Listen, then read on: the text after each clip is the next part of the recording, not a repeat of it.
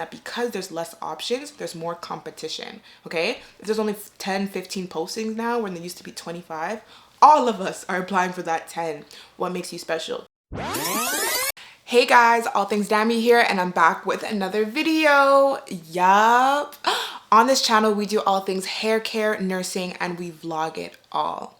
In today's video, I'm going to share with you guys 5 reasons why it might not be a good time to start travel nursing, and I'm going to share my recommendations for those living in the US and those living in Canada. So if you're interested, make sure to like and subscribe, and let's get right into the video. So number 1, let's talk about the fact that the rates are dropping. The travel nursing rates, they're dropping really rapidly. And if you guys have been noticing, if you guys have been looking at your agency's websites and just been tracking how the pay's been going, you've been seeing that it hasn't been looking good. There's been ebbs, there's been flows, there's been moments where you're seeing 5K contracts, which is kind of giving like COVID rates, and then you're seeing like 1K contracts. It's really not making sense, especially for me as a NICU nurse. There's a lot of ebbs and flows. So like last April, couldn't find a job. Could not find a job. If I even tell you the amount that I accepted the job for just because I was so desperate, I was like, no, this can never be me again. Whereas like now it's like September, October, November, flu season, RSV season, peds, NICU, PICU through the roof. Like not like crazy, but you will see more jobs start to pick up in those areas. And so depending on your specialty during the times of the year, it could be different as well. So if you're thinking about starting travel nursing right now, be aware that rates are low. But if you do want to start, these are the places that I would recommend. I would go to Washington. Don't go to Texas. I went to Texas last year. Texas is not what it was last year. Don't go to Texas. Go to Washington. Go to New York. Go to Michigan. Honestly, go on the agency's websites. Look at where you're seeing consistent high-paying contracts. Get a license there. If you can only get one, please. I've warned you. I started with Texas when it made sense. I would never recommend that now. Honestly, you have to do things that make sense. Low rates do not make sense. They never make sense, especially when you are duplicating expenses. You're paying rent here, you're paying your mortgage in Toronto, you're paying rent in Toronto. Like, it doesn't make sense. Like, why is my overhead more than what I'm kind of getting paid? Pre-COVID rates, you would see like $10,000 to $5,000 a week. Post-COVID, you would see maybe like 5 to like 3. Now you're seeing like 3 to like 1. It's actually crazy. Maybe you could still find the 4s, you can maybe still find a 5 here and there, but like 2 is like your average. 2, 3 is high, which is crazy because 10 was high. So yeah, low rates. So reason number 2, travel nursing is very expensive. Very expensive, and one of the most expensive things is housing. When I was in Syracuse, I was paying more money per month than I was making per week, which is pretty much a no-no in travel nursing community. So pretty much your rent should be pretty much 1 week's pay or less, and I was paying way more than that. So expensive. Mind you, you're duplicating expenses. So maybe 1 week, more than 1 week is for rent in New York. Then another week, maybe more than another week is rent in Canada. Then you have to pay for food, and then you have to pay for transportation. And it's like, okay, so when, maybe even flights, depending on what's going on, when are you going to save the money that you're supposed to be saving as a travel nurse? Doesn't really make sense. Also, the only reason why I was actually able to live in New York City with how crazy rent is, like they will charge you $2,000 for 1 bedroom and like 6 roommates. It's crazy. But the only reason why I did it is because I knew somebody. So yes, it's expensive, but you can also do things to minimize that or mitigate that. But don't go to New York thinking that you're gonna be spending like less than 2K on rent. Definitely not. Definitely not. Like less than 3K on rent, might even be lucky. So take that in mind when you're picking up your contracts. Why would you accept a $2,000 contract when rent is already gonna be $3,000? How much money are you really making? Plane tickets. Just kind of factor all that in, because it's not making a lot of sense. So reason number 3, it's the formulation of internal travelers. So another thing that's happening right now that I'm seeing a lot, I saw it in Texas, I saw it in Syracuse, it's like hospitals are creating their own kind of internal network of travelers. So it's like contract based, 3 shifts a week, full-time hours, days or nights, but with very high rates.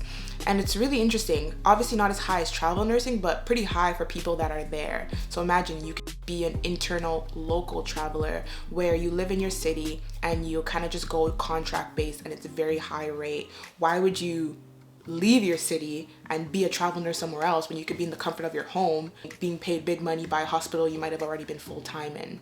So it's wild. Like, they're really trying to do everything. These hospitals are trying to do everything to compete with travel nurses, and I've seen it.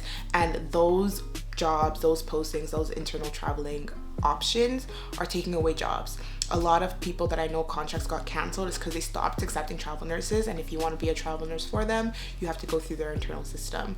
So they're trying, they're really trying. Which brings me to my next point number 4, the fact that there's less jobs. When I was first looking top of 2022, there were pages. I was just looking this morning. Why was I only seeing like 2 pages for New York, like NICU positions, 2 pages for New York, or no, half a page for New York, 2.5 pages for California?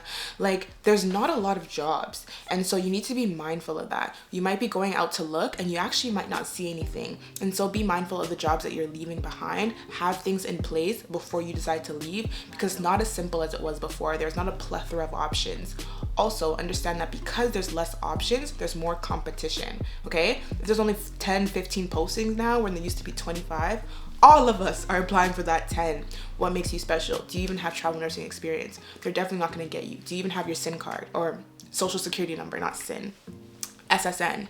When I was applying, I got my first job without getting a social security number. Nowadays, I'm recommending the girlies honestly drive down to Buffalo, get your social security number before you even start applying, because some of these people just won't even take you. And last but not least, they are making the push to make everybody back to staff nurses. I honestly wish I knew the math, but I remember in New York, they said it so many times, like, and that's why I was never able to pick up overtime. If I couldn't make a shift, I couldn't make it up. It was like they're trying to cut costs at every point. They lost like millions and they're trying to recoup it, right? It's the idea that these companies during COVID, they were given funding from the government. You need nurses, people are dying, take it. And so they had to prove at the end of the year, at the end of every quarter, what they were spending the money on. And so they used it for travel nurses, and that's how travel nurses were able to make like 10, 5, 15K a week. Now, that practice of travel nursing is still heavily in the system. However, that funding is not being provided. So now the hospital's in a deficit, and they're trying to like stop it. They're trying to cut back, but it's hard to. And so what are they doing? That's how you see contracts being canceled. That's why you see them increasing the way that they pay their staff nurses. When I go to these hospitals, sometimes they ask me about my pay, and I try not to like talk about it, but they like to talk about it amongst themselves. And so as I'm listening, I'm like, wait, you get like evening differential, night shift differential, weekend differential, and it's not like $2 like it is in Canada. It's $6, $9 on top of your base pay. Wait, so because you got called in from home, it's automatic double time? I haven't heard of double time in Canada till like 2023. Like, double time? Like, the double? I've only ever heard a time and a half, but like, it's wild. So these are some things that they're doing now. And again, I'm seeing it in America. I'm not seeing it in Canada, but if you are looking to work in America, this is kind of what you're competing with. So those are 5 reasons why I think it might not be the best time to go into travel nursing, but at the same time, do what you need to do what makes sense for you. I know people who left and have jobs. I've left, I've come back, I've found jobs. I haven't stopped, right? But I'm just seeing how difficult it's been, and so I'm warning you. Going into it, don't think it's gonna be as easy as maybe you saw it for me. Maybe don't think it's gonna be as easy as you saw it for your friend, especially for the people that did it during COVID, the lucky ones, the chosen ones. Yeah. So for my recommendations for my American girlies, because you know I'm pretty much an American girly, 2 years with you guys, come on. But yeah, I would honestly recommend for you guys to just relax a little. You guys have the opportunity of getting per diem, and it's a lot more easy to acquire than Canadian casual positions. So stay per diem at your hospital pretty much as long as possible, and apply for local contracts. Stay at home, save the money, and then be per diem. Truly don't leave unless you have to. If you need to call in for your per diem shifts, do what you need to do, but always keep that job. I know a lot of people that did travel nursing, and the fact that they had per diem helped them bounce back. It helped them during their time off. For me, as a Canadian who didn't get a casual position before leaving, every time I didn't have a job, every time it took me a long time to find a job, I was pretty much like on my own, and I had to just figure it out with my finances. But if you have per diem, there's always that cushion. So find a per diem job before going traveling, or kind of go down to per diem. Do not quit. I would not recommend you guys to quit. And either travel and then go back home when you have your shifts, block your shifts, or do local traveling. For my Canadians, honestly, I would recommend for you guys to look in-house. There are so many travel contracts in Canada, and it actually pays a lot more than the States. The reason why I decided to go to the States and not go to Canada was because of lifestyle. Like, come on, like I wanted to be in Dallas and I wanted to be in New York and I wanted to travel and do all these things. But if you're honestly just looking for the money and you're looking to gain the money and you're looking to reach your financial goals and whatever your goals are, Canadian travel nursing is a lot easier. You don't have to really focus on housing. You don't have to focus on your flights. They package everything for you. You just go there and you work. Another benefit is that sometimes it could be shorter contracts. They can be long ones, months, but there could be like 4 weeks, 6 weeks, 8 weeks where you can make quick cash and go.